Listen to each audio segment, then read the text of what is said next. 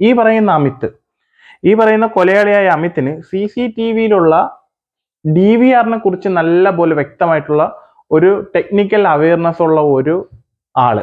അതുപോലെ തന്നെ previous history ഇയാൾക്ക് തന്നെയുണ്ട്. ഒരു കേസുമായി ബന്ധപ്പെട്ട് ഫോൺ മോഷ്ടിച്ചു കൊണ്ടുപോയി ഒരു ബാങ്ക് അക്കൗണ്ടിൽ നിന്ന് കുറച്ച് പൈസ എടുത്തതിന്റെ പേരിൽ അറസ്റ്റ് ചെയ്യപ്പെട്ട് ഉണ്ടായ ഒരു പ്രീവിയസ് ഹിസ്റ്ററിയുള്ള ഈ സെയിം അക്രമി അല്ലെങ്കിൽ ഈ ക്രിമിനൽ അത് കൃത്യമായിട്ട് ഈ പറയുന്ന അമിത് ഈ വീട്ടിൽ തന്നെ കളയുകയുണ്ടായി.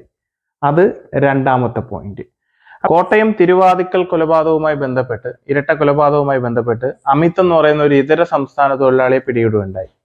പക്ഷെ ഈ കേസിന്റെ നാൾവഴികൾ അന്വേഷിക്കുമ്പോൾ അല്ലെങ്കിൽ ഈ കേസിന്റെ പോലീസ് പറയുന്ന ഭാഷയും അതുപോലെ തന്നെ പ്രതിയിലേക്ക് എത്തിച്ചേർന്ന വഴികളും കറക്റ്റായ ഒരു റൂട്ട് തന്നെയാണ്. പക്ഷേ എന്തൊക്കെയോ ചില നിഗൂഢതകൾ ഈ കേസിനുള്ളിൽ ഇപ്പോഴും ഒളിഞ്ഞു കിടക്കുന്നുണ്ട്.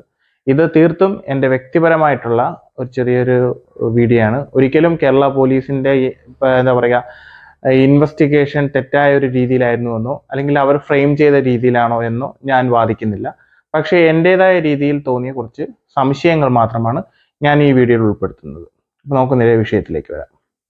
അപ്പോൾ ഈ കേസിന് ആസ്പദമായ സംഭവം നടക്കുന്നത് ഒരു ദിവസം രാത്രിയിൽ ഈ പറയുന്ന അമിത്, അതായത് അന്യസംസ്ഥാന തൊഴിലാളിയായ അമിത് എന്ന് പറയുന്ന വ്യക്തി മുൻ വൈരാഗ്യത്തിന്റെ പേരിൽ, അതായത് കുറച്ച് മാസങ്ങൾക്ക് മുമ്പ് ഈ പറയുന്ന അമിത്തും ഭാര്യയും ഈ പറയുന്ന വിജയകുമാർ എന്ന് പറയുന്ന വ്യവസായിയുടെ വീട്ടിലെ തൊഴിലാളികളായിരുന്നു. അപ്പോൾ അവിടെ ഉണ്ടായിരുന്ന കുറച്ച് സ്വരച്ചേർച്ചകളും ഇവർ തമ്മിലുള്ള, അതായത് ഈ മരണപ്പെട്ട ഈ പറയുന്ന വിജയകുമാർ ഇവരെ അടിമയെ പോലെയാണ് കണ്ടിരുന്നതെന്നും കൃത്യമായി വേതനം നൽകിയില്ല എന്നും അത്തരത്തിലുള്ള ആരോപണങ്ങൾ ഈ പറയുന്ന വിജയകുമാറിന്റെ മേൽ ആരോപിക്കുന്നുണ്ട്. അതിന്റെ പ്രതികാര ബുദ്ധി എന്ന രീതിയിൽ, അതായത് ഇതിന്റെ പേരിൽ നാട്ടിലേക്ക് പോയി അവിടെ നിന്നും തിരിച്ചു വന്ന് ഈ പറയുന്ന വിജയകുമാറിന്റെ ഫോൺ മോഷ്ടിച്ചു കൊണ്ടുപോയി, ഇത് നേരത്തെ നടന്ന കാര്യമാണ്, ഫോൺ മോഷ്ടിച്ചു കൊണ്ടുപോയി അതിൽ ഗൂഗിൾ പേ അക്കൗണ്ട് ആക്ടിവേറ്റ് ചെയ്ത് 2.5 ലക്ഷം രൂപ എടുക്കുകയും തിരിച്ച് മനസ്താപം തോന്നി ബാങ്കിൽ വന്ന് പൈസ തിരിച്ചിടാൻ നോക്കുമ്പോൾ അത് സാധിക്കാതെ ബാങ്ക് അക്കൗണ്ട് ഫ്രീസ് ആയിരുന്നു. ഒരു കേസ് രജിസ്റ്റർ ചെയ്യപ്പെടുകയുണ്ടായി എന്ന് മനസ്സിലാവുകയും അതിന്റെ പുറത്ത് പോലീസ് ഈ പറയുന്ന അമിത്തിനെ ആ സമയത്ത് അറസ്റ്റ് ചെയ്യുകയുണ്ടായി.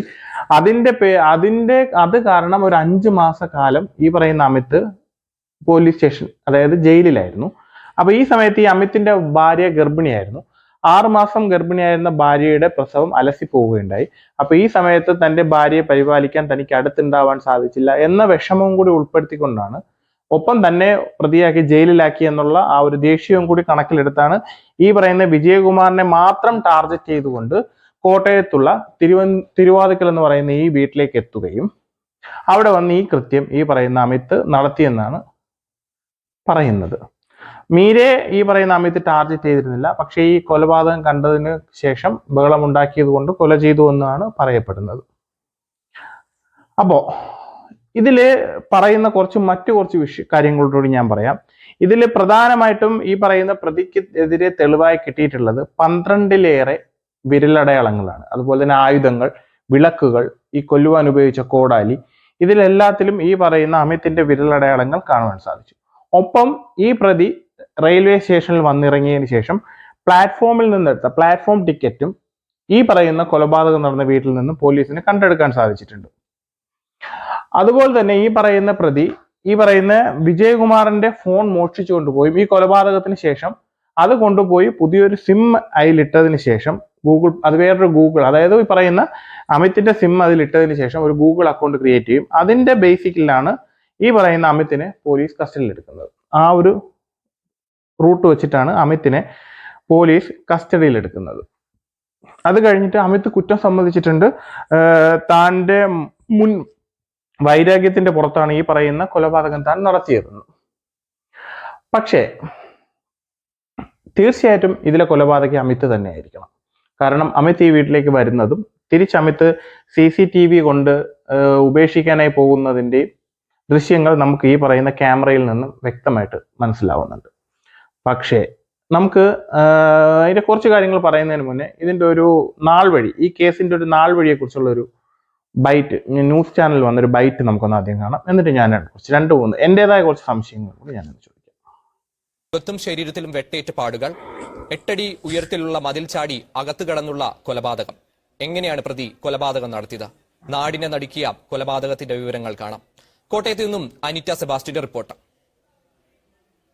കോട്ടയം തിരുവാതുക്കൽ എന്ന നാടിനെ ഏറെ ഞെട്ടിച്ച കൊലപാതകത്തിൽ ഇപ്പോൾ പോലീസ് അന്വേഷണം പുരോഗമിക്കുകയാണ്.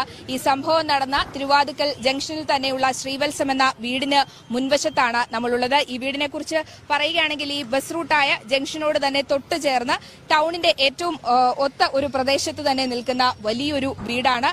ഈ വീടിന് വലിയ മതിലും മറ്റ് സുരക്ഷാ സംവിധാനങ്ങളും ഒക്കെയുണ്ട്. പ്രായമായ രണ്ടുപേർ താമസിക്കുന്ന ഒരു വീടായതുകൊണ്ട് തന്നെ അത് കണക്കാക്കിയുള്ള എല്ലാ സുരക്ഷാ സംവിധാനങ്ങളും ഒരുക്കിയ ഒരു വീടാണ്. റിമോട്ടിൽ പ്രവർത്തിക്കുന്ന ഗേറ്റാണ്. സാധാരണ രീതിയിൽ തുറന്ന് അകത്തുനിന്ന് ഒരു വ്യക്തി വിചാരിക്കാതെ ഈ ഗേറ്റ് തുറന്ന് അകത്തേക്ക് എത്താനായി സാധിക്കില്ല.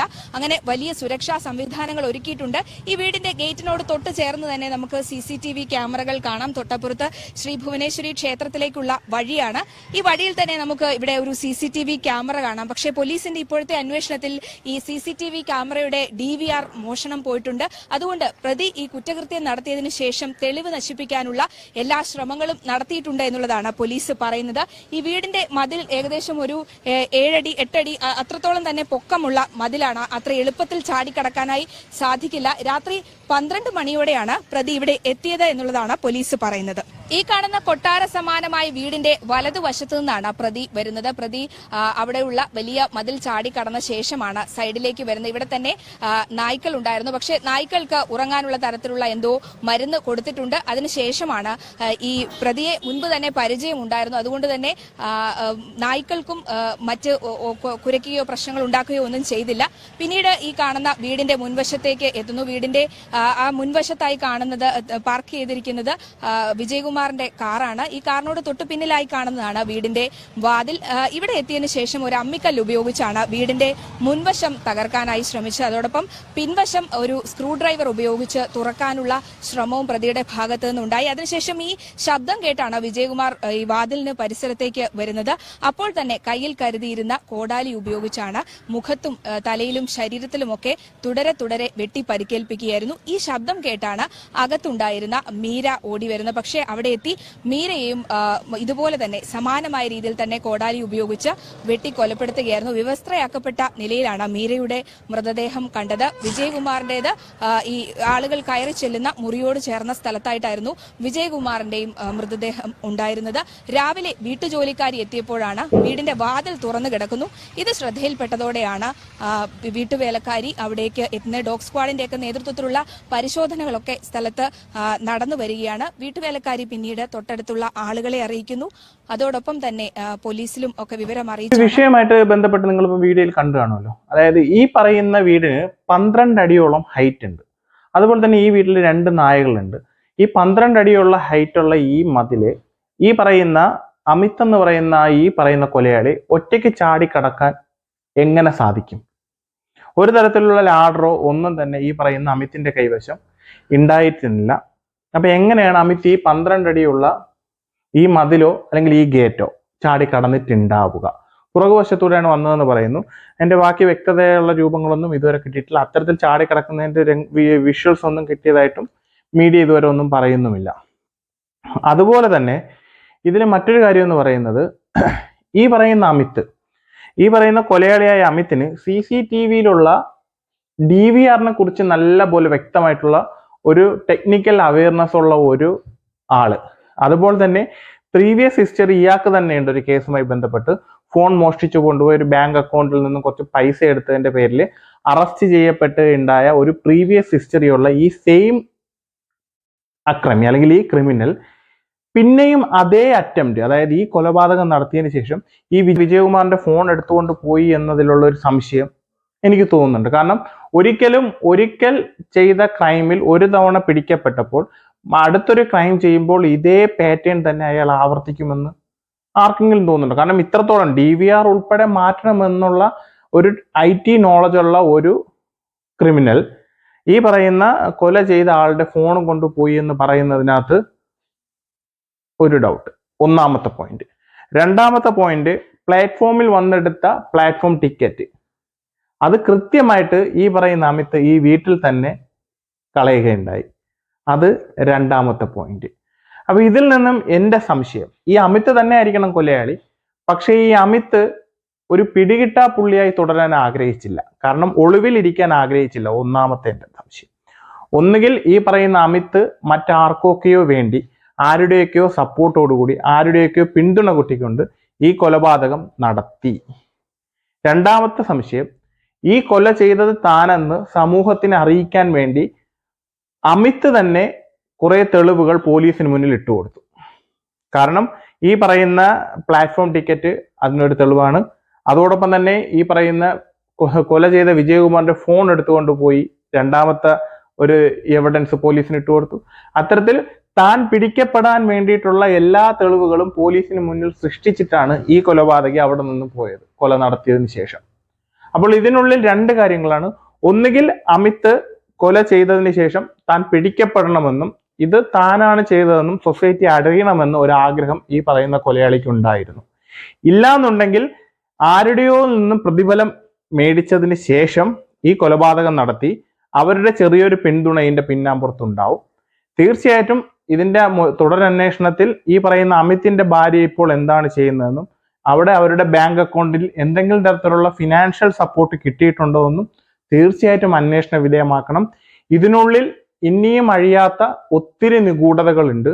ഇത് എനിക്ക് മാത്രം തോന്നിയ ഒരു സംശയമാണ്.